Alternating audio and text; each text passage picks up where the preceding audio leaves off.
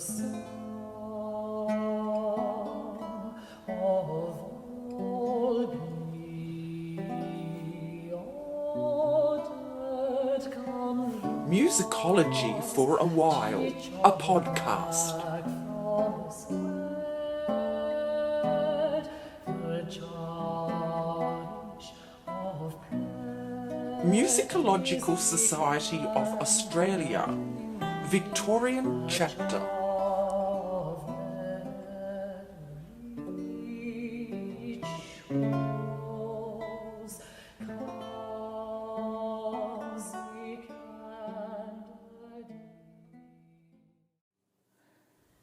Welcome to episode 1 of the podcast Musicology for a While.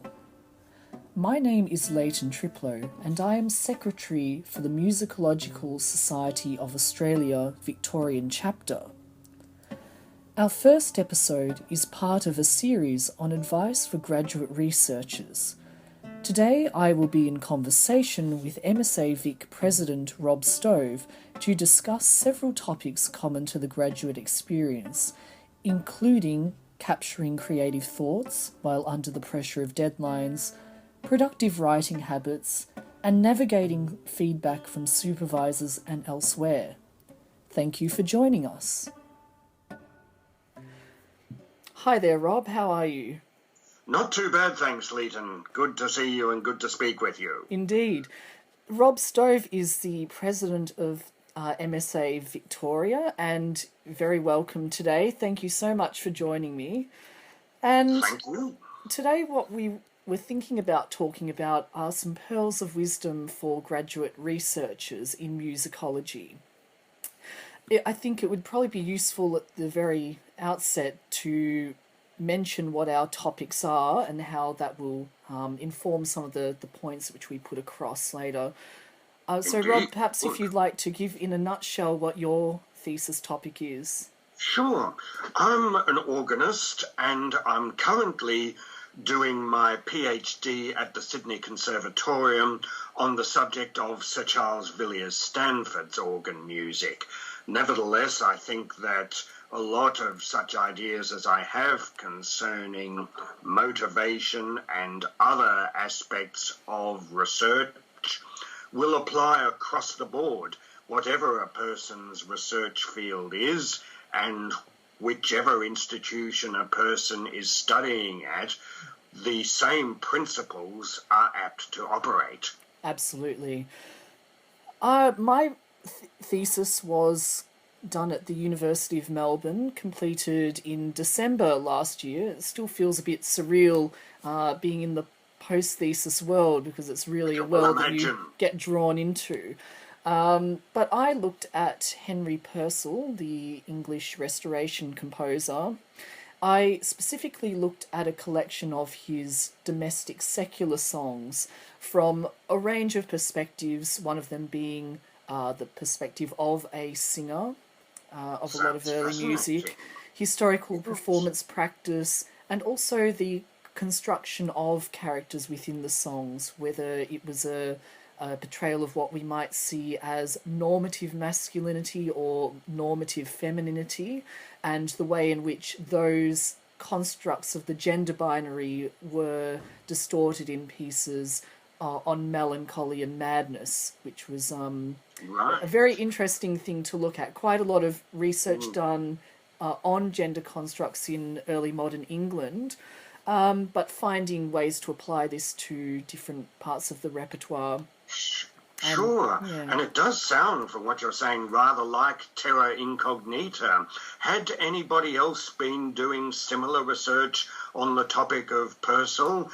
Have his domestic works been written about all that much? Because after all, I think most people, when they consider Purcell, they think of his theatrical works, Dido, King Arthur, the Fairy Queen, or they think of the funeral music for Queen Mary. But domestic music making, I don't think that enters into people's consciousness very much when it comes to the topic of Purcell. Absolutely, and I think that's quite common to the study of domestic songs, not just for Purcell, but within this period more generally. Sure. Purcell's theatre music has been really the study of critique and has really driven the field forward for Purcell studies. So it was interesting looking at this collection of songs from an analytical perspective. There had been, the occasional off comment about the way these works are put together, interesting word painting device, for example. But in terms of the really the hard yards, if you like, of analysis for this song collection, that's something that had not really been done before. In terms of the character analysis and gender constructs, again, a lot of that had been attention has been towards the theatre music, but in terms of looking at characters within domestic songs, the character of a poem, not so much. So it was interesting to look into that. I can well believe that. You've mentioned, Leighton, your own background as a singer. How was it that you first came to be interested in Purcell's domestic compositions in the first place? Was there an aha moment where you suddenly realised that you absolutely had to research this topic, come what may? Or was it more a general awareness of the potential in the topic? I think quite a few people, quite a few students are a bit reluctant to go ahead with a particular topic if they think that the topic has been done to death by others. So how did you react to this particular challenge? That's certainly something that I found when I was looking for potential topics. We had a subject at the university called the research process, if you like, a mock setup of if you were to proceed with a thesis, or what sort of topic you would come to.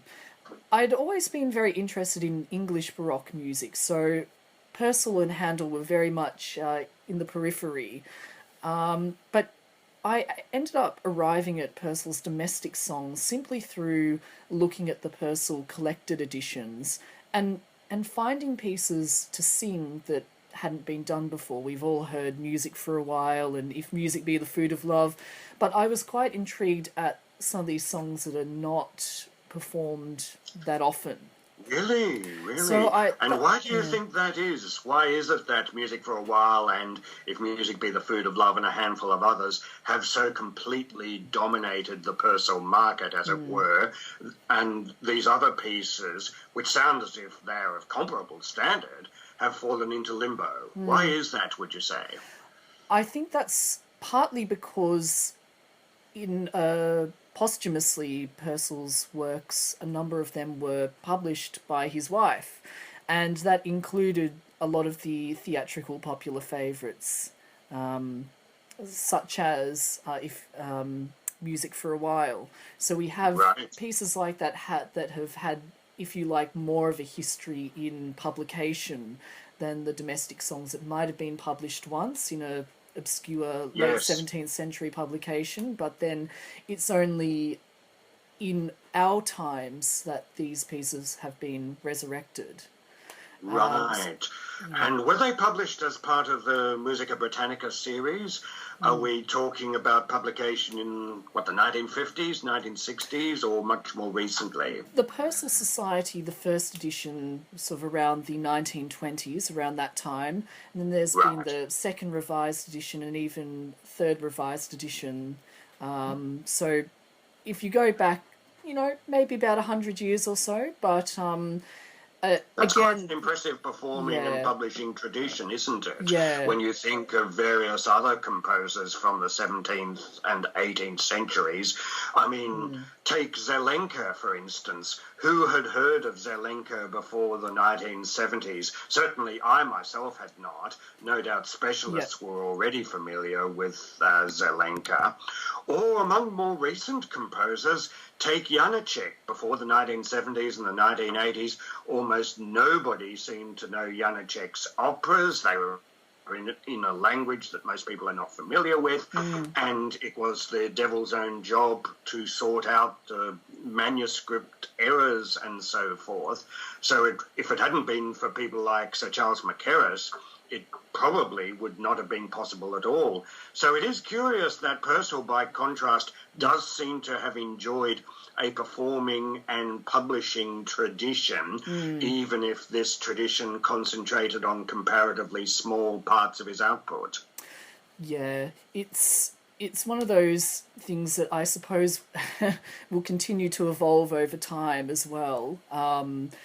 The way in which Purcell research is done now is perhaps quite different to the earliest establishment of a composer biography, branching out into historical performance practice, into gender, and also into practice-led performance, which is something possibly in a future episode of a podcast we can discuss. I think that would be a very good idea to discuss it, because it's not a subject, even now, that many people are familiar with. Nevertheless, it does seem to have become more and more common over the last 15 and 20 years in academia, and therefore I think a lot of musicologists, a lot of musicology students will do well to get on top of this idea of practice-led research if they haven't already done so. And Rob, with your topic, is there a performance component to that, I imagine? There is certainly a performance component to that. I would not say that it was primarily driven by practice-based research, but after all, I am an organist. I earn a fair part of my living as an organist, and even with the coronavirus shutdown, I have been pleasantly surprised at the churches that still want live-streamed liturgies, and that therefore have asked me on a number of occasions to be organist for such liturgies. I think that my performing of Sir Charles Villiers Stanford organ works has informed, and I'd like to think it had informed for the better, my overall analytic approach to these works. The works are, for the most part, extremely little known. Stanford was himself an organist for many years. He gave up playing the organ at a professional public level when he was in his 40s, but before that he had been organist at Trinity College, Cambridge for 20 years, and he exemplifies the way in which a lot of organist composers in his time, not only in Britain, were generalist musicians in a way that has almost died out now. These days, I'm afraid, the organ does seem to inhabit something of a ghetto as far as most music lovers who are not organists are concerned. Organ recitals tend to be attended very largely by other organists. And yet, this is a comparatively recent phenomenon.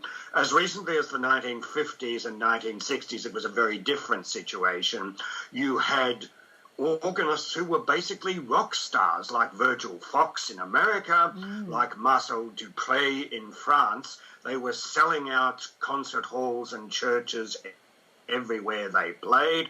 At one post-war concert which Dupré gave in Chicago, the crowds wanting to hear and see him were so great that they actually had to rig up speakers outside the hall in order to be able to meet the demands of the hordes who couldn't get inside the hall. It's hard to imagine, isn't it? One of my hopes has been, with this thesis, and with my championship of Stanford more generally, to get the organ, as it were, out of the ghetto, to emphasize the fact that Stanford was very much an all-round musician. He conducted a lot of operatic performances. He gave the first British performance of Verdi's Falstaff, for example, and he did perform Dido and Aeneas, of all things, for what might have been the first time since, I don't know, the 17th century, certainly a long time. So he was very much an all-rounder, and I think that this is what makes his organ music particularly interesting to study and to perform. There's no suggestion of the organ loft mentality of, of music that might be of interest to organists but wouldn't be of interest to others. On the contrary, it's often very outgoing music. It's eminently approachable music. It's difficult to play. It's very austerity in terms of texture, tempts the player to make all sorts of shortcuts, but as soon as you try and make these shortcuts, you realise how much Stanford has been clever and punished any reckless player by planting an absolute landmine in the shape of a harmonic twist or something like that. At first you think, oh, I might be able to sight read this. No, you can't. No. And I think that have to go through the hard yards. From the fact that he was very much a practical musician, nobody was less theoretical in his attitude than Stanford was. I don't know how he would react to the notion of a doctorate being written about him. I suspect that he would be highly scornful, especially if the doctorate was written by an Australian and thus mere colonial. Nevertheless, I found it a very rewarding experience. As it sounds as if you have certainly found personal research a very rewarding experience. And I was wondering if we could talk a little more about more general aspects of motivation. Absolutely.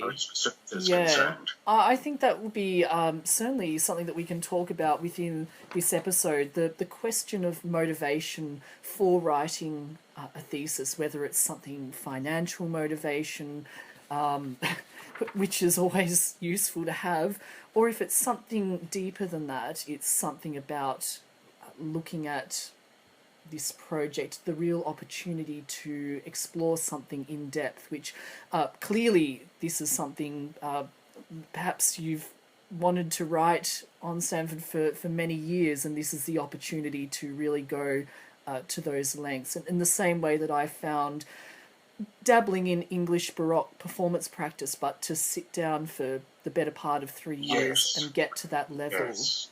And yes, it is a very different mindset entirely, isn't it?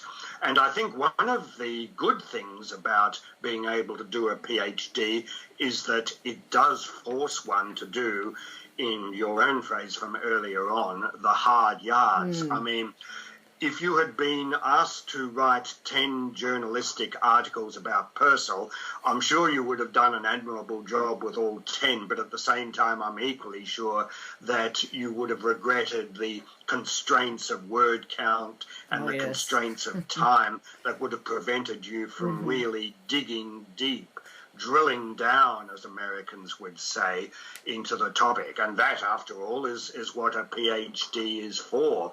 It has to have some basic originality about it, in that it has to take, even when the subject is a familiar one, an angle that is different from what others have taken about it.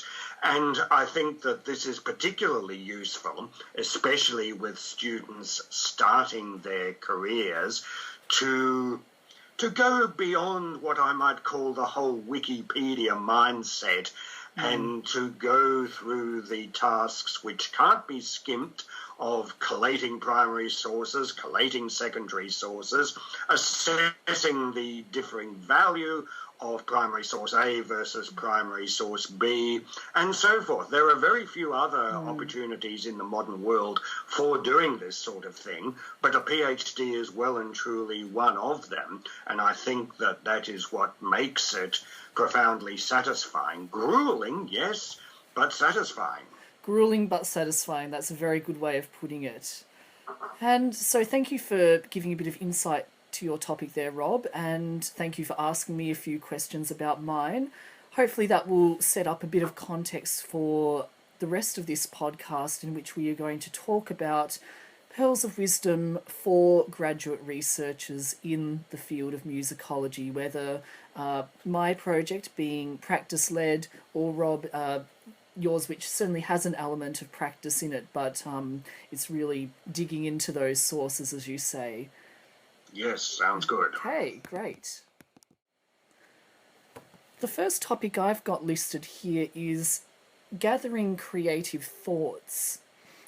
I suppose this goes back to the very start of the project in a way, where you have a theory and methodology in the mix there, but actually finding clarity around those points and finding where do these creative ideas come from? Where do you generate those, and how do you capture those ideas in the early days?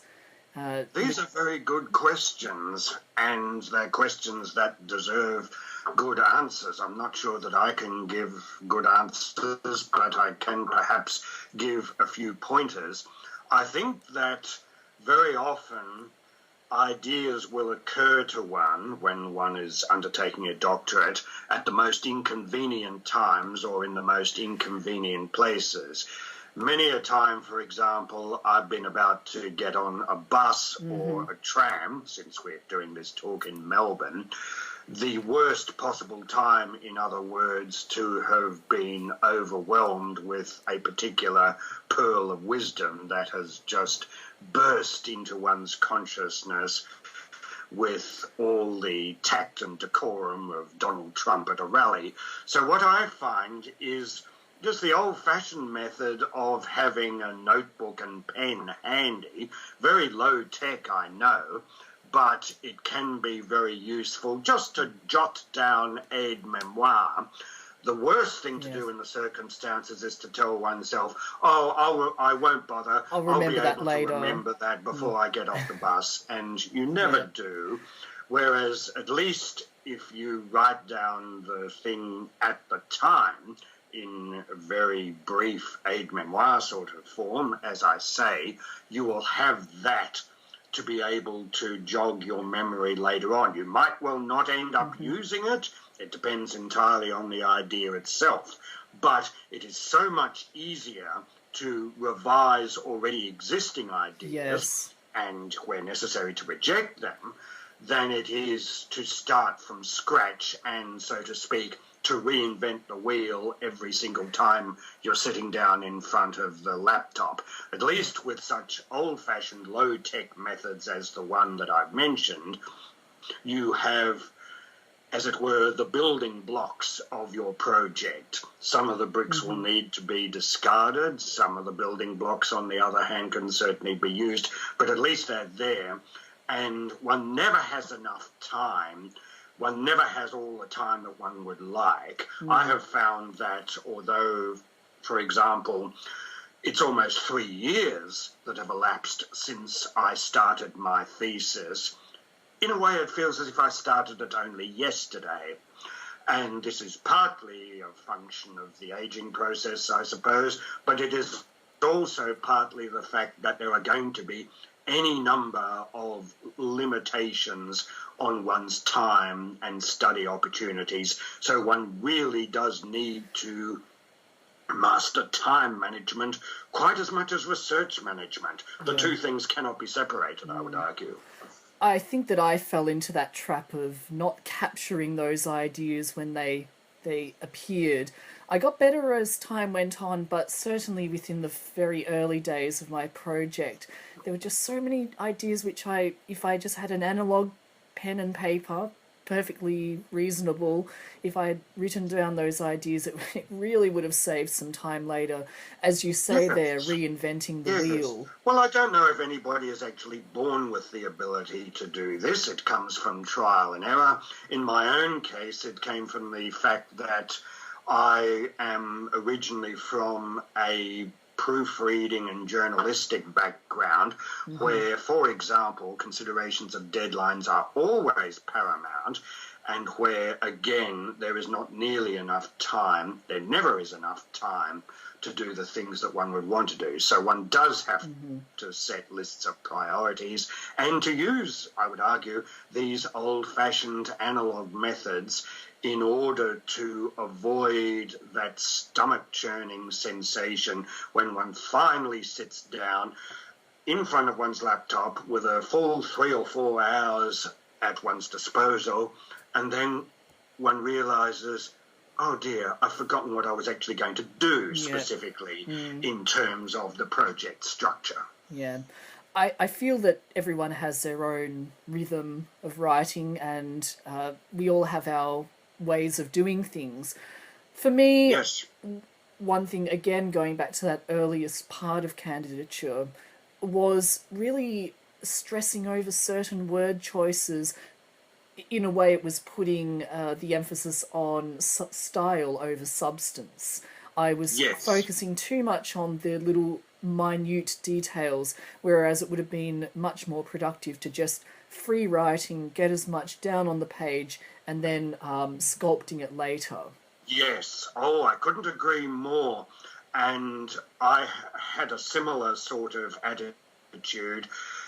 It is difficult to see the forest for the trees, and my own tendency, which I have to curb, otherwise it would just render research impossible, is to try and polish each sentence until it is, gleaming like a jewel or something like that, or I think it is at any rate.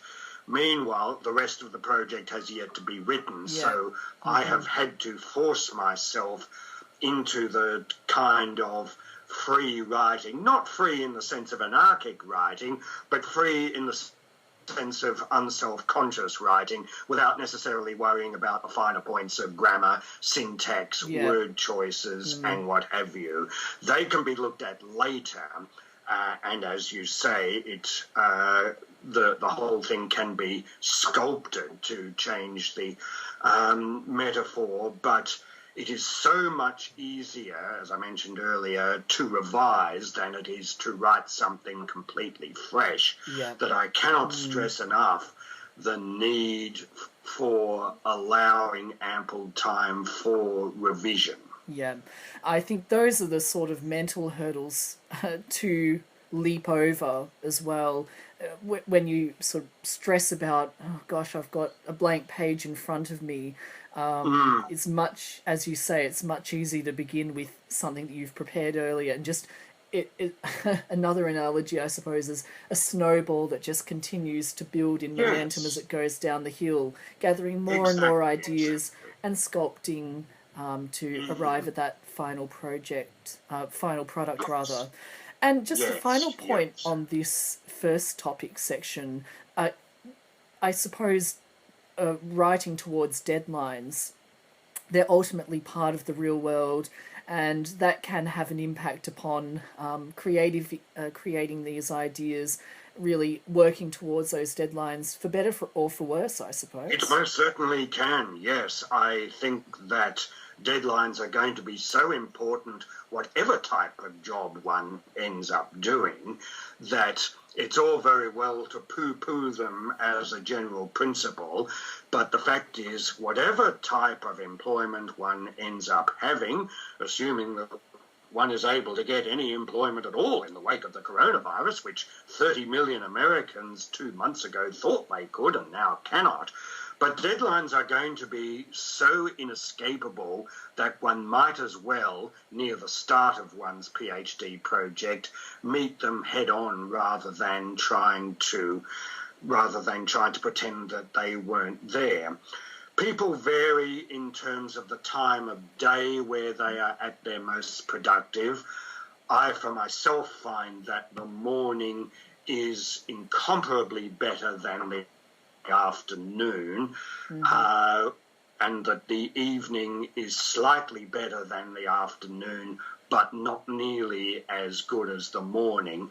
Like most people in the past, I have been known to pull the occasional all-nighter. I cannot honestly recommend this unless you are absolutely desperate to meet a deadline, because it is so easy to overlook mistakes that one has made if one is simply fortifying oneself on stupendous quantities of black coffee, and it eliminates the possibility, or at any rate it makes very difficult the possibility, of assessing one's own work from the outside, which is a very good habit to get into, and I think that it is a very necessary habit to get to. One of the hardest things for anybody writing a big project is to be both creative and analytic at once. One not only needs to get caught up in one's own writing, one also needs to be able to stand back from oneself and to assess one's work, where possible, as if somebody else had written it. It's very difficult, and at first it can seem impossible, but eventually I would like to think it becomes second nature. Certainly it has become second nature to me, and it will be easier to attain this if one has already worked out when one is at one's most productive. Some people are up with the lark, some people are night owls, and wherever possible to confine one's work to the time when one is most productive, rather than assuming that mere pouring out of words at more or less the last minute at 4 o'clock in the morning is going to get you over the line. Maybe it will get you over the line in an undergraduate essay, although I'd like to think that it wouldn't, but it is not even going to begin to get you over the line in something as big and, in a way, impersonal as a PhD. Yeah. I would certainly second that about working in the morning. I fell into the trap of working very late at night, and it sort of snowballs into the next day where you sort of, the wake up time gets later and later, and, you know, save your coffee, I think. Absolutely, yes, exactly. Very good. One is going to need the coffee often enough later on in the project. Best to avoid it until one has made a reasonably substantial start with the project. Yeah.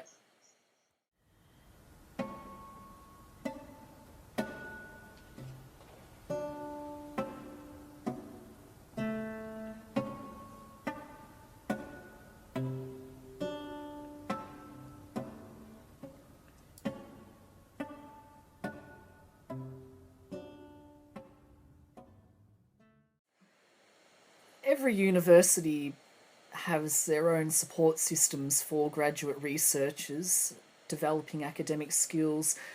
One thing that I discovered at the University of Melbourne, run through the Graduate Student Association, was a really helpful Shut Up and Write, it was called, a writing group. Now, well, it deserves full marks for the title alone. Absolutely, yes. Very, very clever title, and it did live up to its reputation. Can you tell us what happened with the sessions of Shut Up and Write? Well, you had to pay a little fee. I think it was $10 or something. Not going to break the bank, but I think the benefits certainly outweighed that little cost from the outset.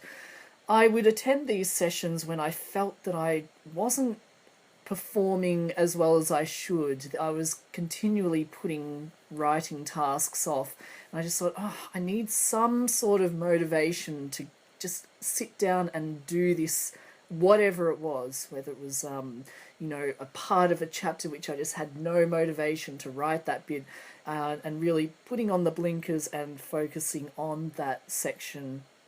Gotta be done. The sessions would start with getting to meet some of the other people that are going through exactly the same experiences as you're going through, all the ups and downs of that PhD roller coaster, and having a meal, a drink, and then getting to the writing. In these sessions, there was a timer put on for 25 minutes, and within that space of 25 minutes, you would have an objective, and you would set out to meet that objective. Whether it's writing 100 words, maybe 1,000 words in that space would be a little bit ambitious, but whatever the... 25 minutes, that's a big ask. It's a big ask, but it's, again, as we were saying in the last section, about getting the words down on the page, capturing those thoughts, and having... It might not be all the material that you'll use later on, but it's a start.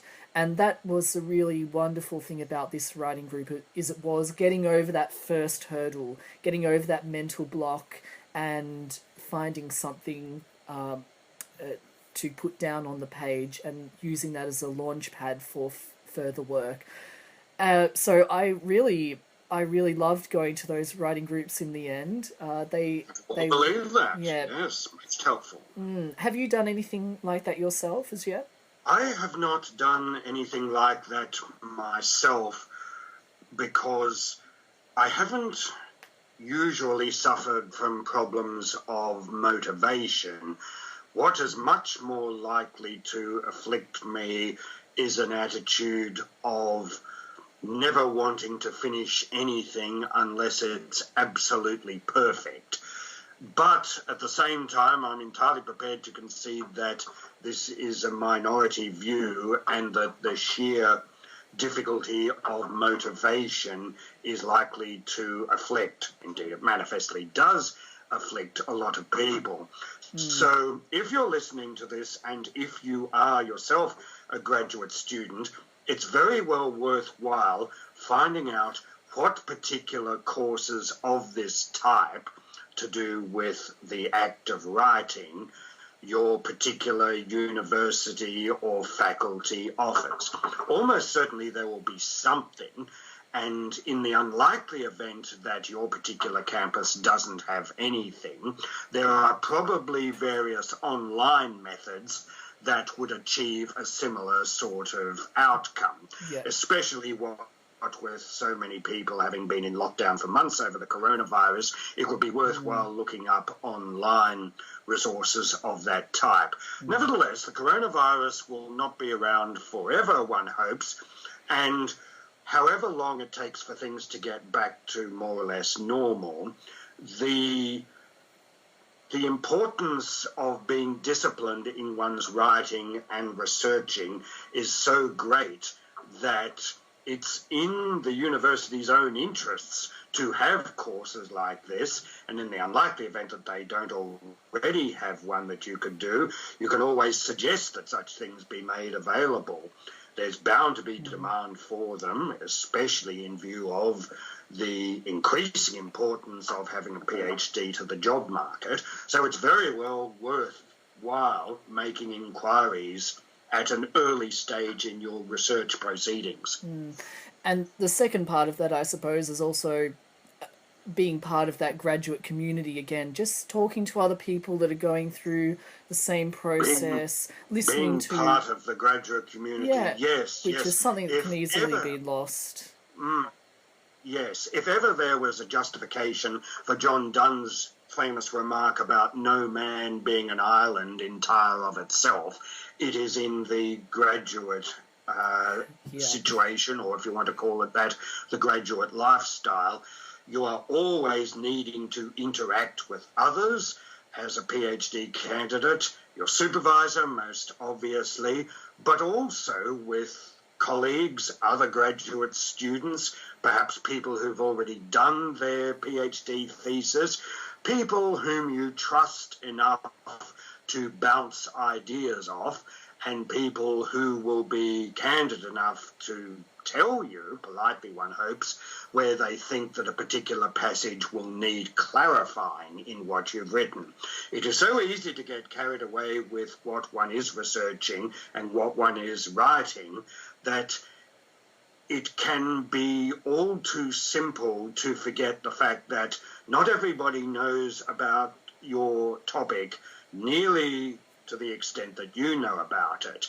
It's often very useful to have somebody outside the system, as it were, certainly somebody who's in a different subject area from your own, cast a cool eye over what you've written and perhaps indicate passages where you'll really need to explain this to general readers, or you'll really need to explain this to other specialists. It is so important to get feedback like this.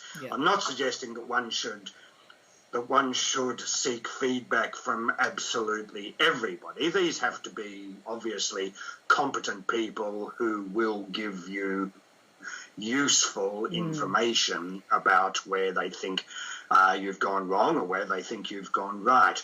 But it does need to be a process whereby you have these, as it were, sounding boards, and that you aren't working completely in isolation, which is horribly easy to do now that the abbreviation ISO has entered the public discourse.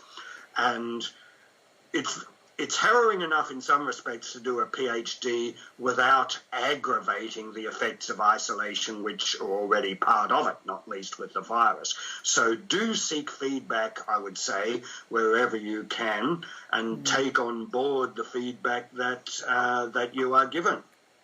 You do raise some interesting points, Rob, about feedback, which we'll talk about in a sec. Just one final point on time on task. Was that about positive procrastination? We all procrastinate when we're doing these huge mammoth projects. But Yes. my supervisor talked about, leading up to the dreaded task. You're doing something, you're not doing, you're not just sitting down on the couch, you're actually doing that data entry, which is mundane, but it has to be done. Yes, you're not majoring in Netflix studies. Yeah, that's right. And often the task at hand is never as bad as you think it will be. My supervisor had another little pearl of wisdom for me where he was talking about having to do his tax return. And he told me that the amount of time that he spent agonizing over the thought of doing the tax return, he probably spent about 3 hours agonizing over it and then 10 minutes actually doing the jolly things. Yes. So, Oh, I can well believe that. A common enough syndrome. I think it's as well, in some respects, to treat these necessary tasks the way one would treat the prospect of a visit to the dentist. Mm-hmm. You are not going to like it. You are not expected to like it. There might be something seriously wrong with you if you did like it in many instances. Nevertheless, somebody has to do it, and by nature, a PhD thesis is not something that you can really contract out to other people, so that a certain amount of positive procrastination can indeed be important and helpful. I find, and again, I suppose this is partly because of my magazine background, that even such matters as typography, which are important but which are not, shall we say, intellectual in their content, can provide useful circuit breakers if you have come to a hiatus in your PhD researches and are wondering what to do next. Perhaps other methods of overcoming this hiatus haven't really worked. What has occasionally worked for me in the past is, let's see, if I turn this from Times New Roman into Verdana, I wonder if that will actually generate a few new ideas of relevance. And I've been amazed to discover the number of times where it has done so. It's really or a simple matter of adjusting the margins. This is something that a lot of people tend to forget about. They leave questions of typography until literally the last minute, or sometimes the campus might have a particular enforced policy on typography, though one hopes that they will not.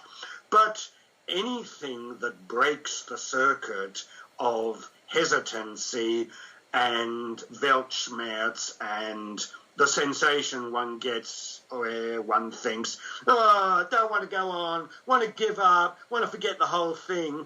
Anything that can alleviate that problem, if only temporarily, and which at the same time is legal, is worth considering. Yeah.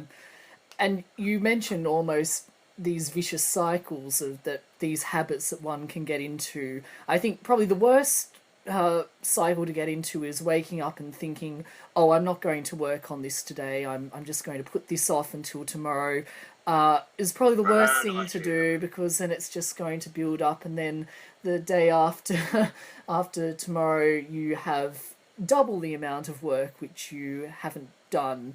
But absolutely. Maybe one little trick for that is this idea of... It's a bit like washing the dishes, isn't it? Yeah. I mean, if the dishes simply pile up, it's going to be a still more irksome experience washing up the dishes that have accumulated for 3 days than it would be to wash the dishes that had accumulated over merely 1 day. Yeah. And this is another reason why I think it is very well worth any student's while to find out what parts of the day you are at your most productive and what parts of the day you are at your least productive. Yes. If there has to be, checking of Facebook or logging onto Netflix or whatsoever, it is as well that these things be done in what would be probably downtime for you anyway. Yeah. For me, the early afternoon is the absolute worst time. I almost regress to 5-year-old mode in terms of the intellect. So one needs to try out, by trial and error, which times of the day one is at one's best and which times of the day one is at one's worst. This isn't an excuse for loafing, but it is an excuse for working smarter rather than harder. Yeah. And just the final point I'd mention on that is the idea of chunking material. Don't focus on the whole project thinking if you don't have a clear objective for a writing session, you chunk the material. You think of, I'm going to focus on chapter 4, paragraphs 5 to 7. You have a very clear and manageable material for that period. Yes, yes. And to quote a Mexican proverb, which I'm very fond of citing, in fact, I think we might have even cited it the last time we spoke on Skype, Leighton. The proverb runs, how do you eat an elephant? And the answer is, one bite at a time. I really don't know why this would have been a Mexican proverb, since as far as I know there are no elephants in Mexico and never have been. But it's an extremely important concept in that if one breaks the project down into manageable chunks, chunking, as you say, then this will have two factors.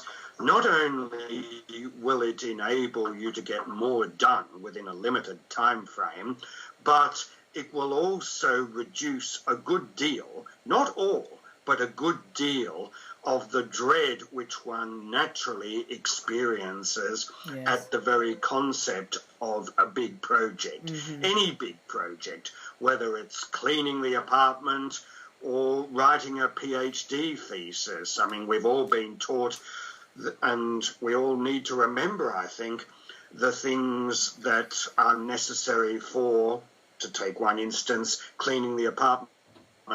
Don't immediately focus on cleaning the whole apartment or the whole house. Focus on one particular part of a room, and then another part of a room, and then the third part of the same room. And then when you've done that, it will be much easier and you will feel much more motivated to go on to the next room and the next, and so on and so forth.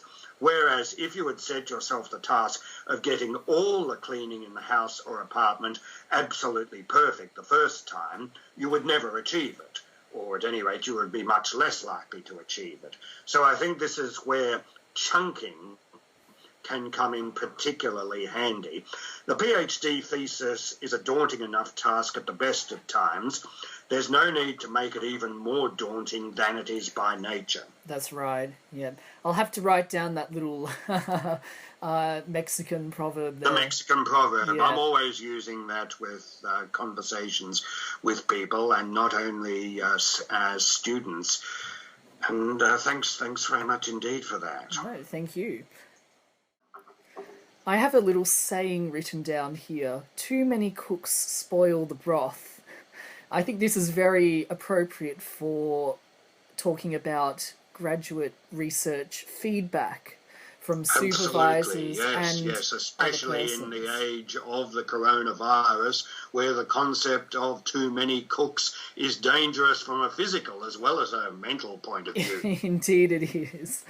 When I was writing my project, I went to England and Europe on a number of occasions, especially to the UK for looking at Purcell's manuscripts and whatnot. As part of this, I ended up having 3 temporary supervisors as well as my supervision team back in Melbourne, which ended up having so many points of view and so many constructive criticisms of the work that it, in a way, it got to a point where you didn't know where to park different parts of the feedback.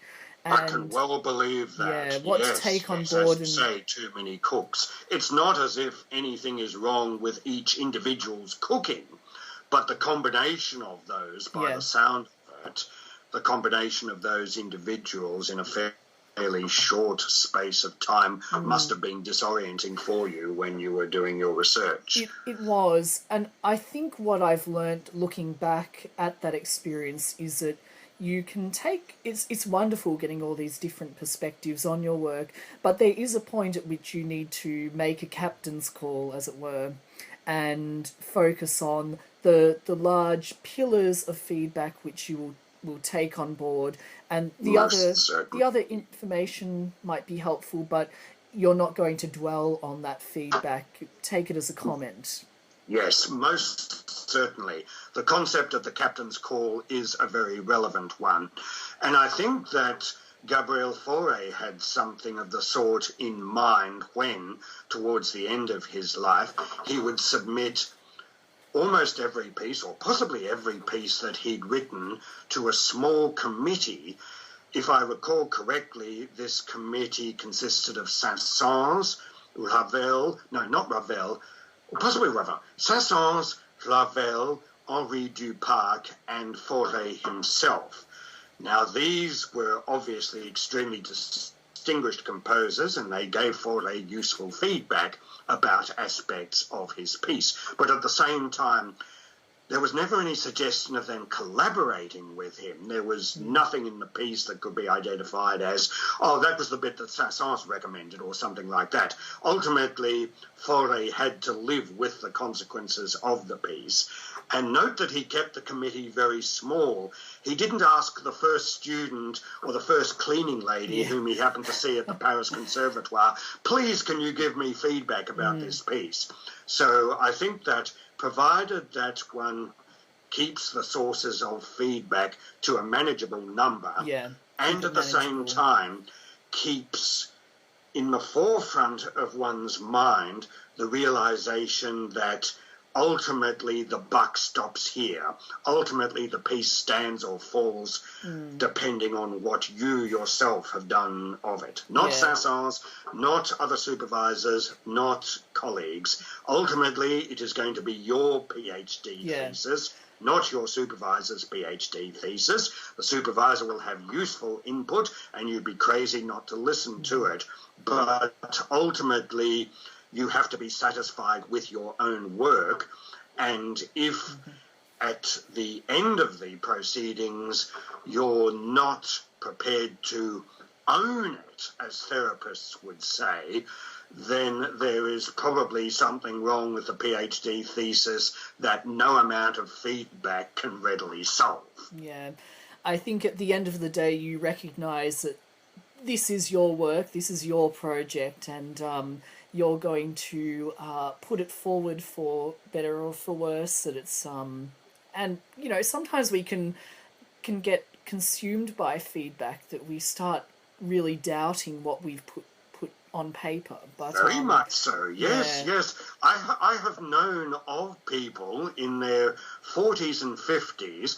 Now I'm thinking in terms of English literature and philosophy rather than music, but I've known plenty of people who were in their 40s, 50s, sometimes their 60s and 70s, and they were still desperately craving for approval from the academics whom they worshipped in their 20s. And sometimes the academics in question have been dead for decades, but still they are constantly haunted by the example of this academic. Well, as far as I'm concerned, this isn't legitimate academe. This is a kind of Stalinist personality cult.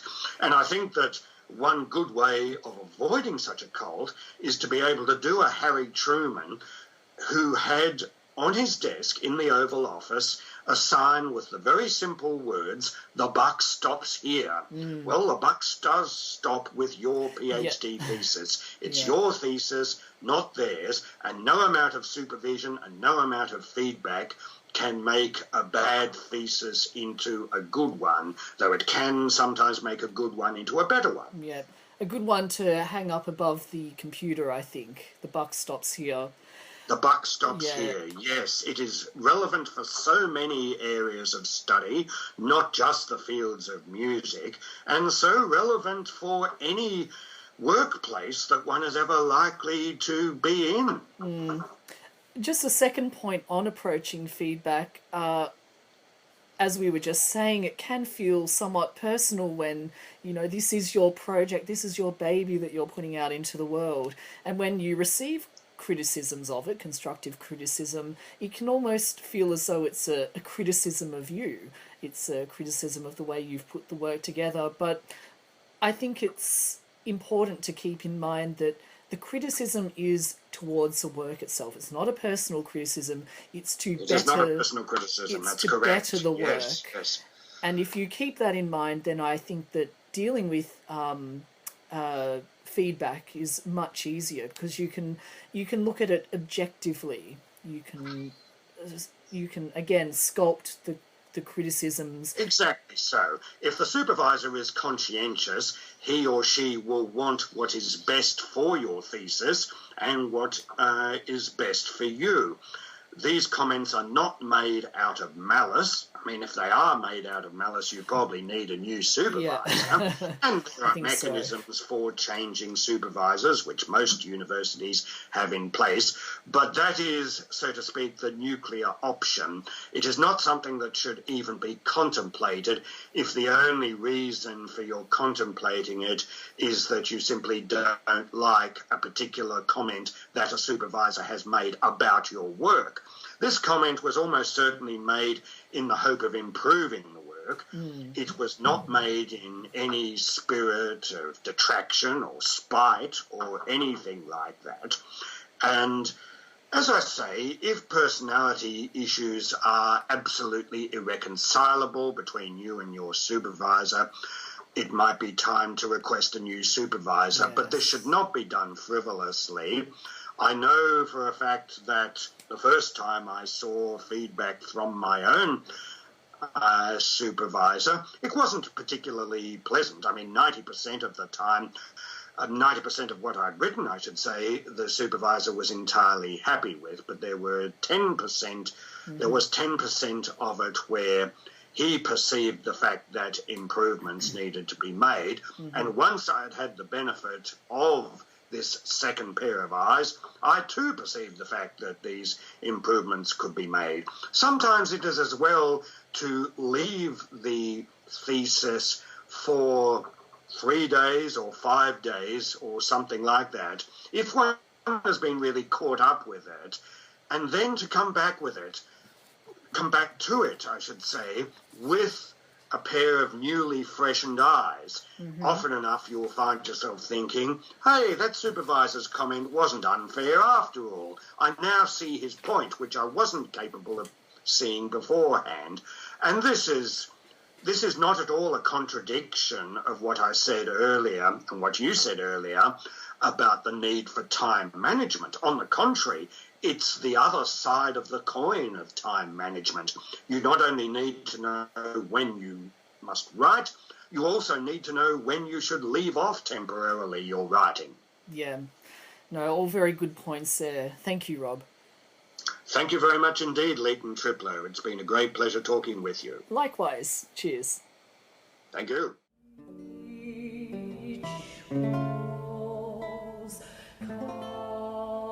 That completes episode 1 of the Musicology for a While podcast, Pearls of Wisdom for Researchers. In the next episode, we will continue this conversation looking at the topics of engagement in research communities, motivation for graduate researchers, the question of organisation of material, and in the final stages of PhD candidature, the ups and downs of that process. See you then.